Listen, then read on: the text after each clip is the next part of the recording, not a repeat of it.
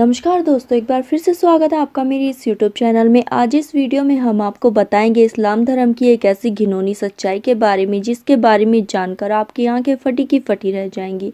जी हाँ दोस्तों, इस्लाम धर्म में वैसे तो कई सारी कुप्रथाएं हैं, लेकिन इस्लाम धर्म की इस प्रथा के बारे में जानकर आपके भी होश उड़ जाएंगे। इस्लाम धर्म में इस प्रथा का नाम है मुथा निकाह और ये कुछ पैसे देकर किसी लड़की की इज्जत के साथ खिलवाड़ करने जैसा ही एक कार्यक्रम है। इस मुथा निकाह के अनुसार एक लड़का किसी लड़की को कुछ पैसे देकर 1 घंटे, 2 घंटे या फिर 1 दिन के लिए किसी लड़की के साथ विवाह करता है। अपनी शारीरिक ज़रूरतों को पूरा करने के बाद वो लड़का उस लड़की को तलाक दे देता है।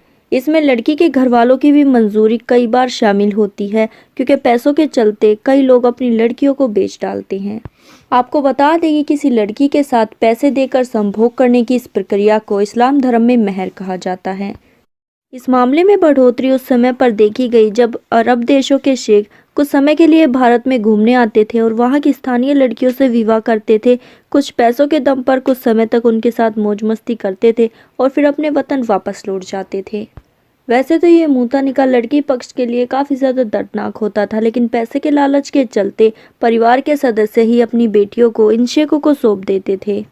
ये प्रथा इस्लाम धर्म में काफ़ी लंबे समय से चली आ रही है। जब मुस्लिम लड़के दूर दूर तक युद्ध करने के लिए जाते थे तो अपनी शारीरिक ज़रूरतों को पूरा करने के लिए स्थानीय लड़कियों से मुथा विवाह कर लेते थे।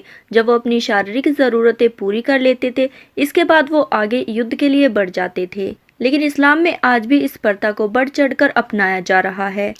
कई अमीर मुस्लिम देशों में तो आजकल मुथा विवाह का ट्रेंड ही चल चुका है। लड़का और लड़की कुछ समय के लिए शादी करते हैं, एक दूसरे के साथ मौज मस्ती करते हैं और फिर एक दूसरे को तलाक दे देते हैं। इस मुथा विवाह की प्रक्रिया 1 दिन, 2 दिन, 1 महीना या फिर कुछ घंटे भी हो सकती है। दोस्तों, इस्लाम धर्म में वेश्यावृत्ति को ही मुथा धर्म का नाम दे दिया गया है।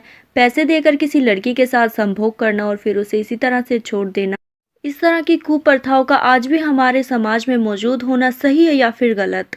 इस गंभीर टॉपिक पर आप भी अपनी राय हमें कमेंट के जरिए ज़रूर बताइएगा। साथ ही सब्सक्राइब कर लीजिए इस चैनल को, ताकि ऐसी ही और न्यू अपडेट्स आपको सबसे पहले मिल सकें। आपका कीमती समय देने के लिए धन्यवाद।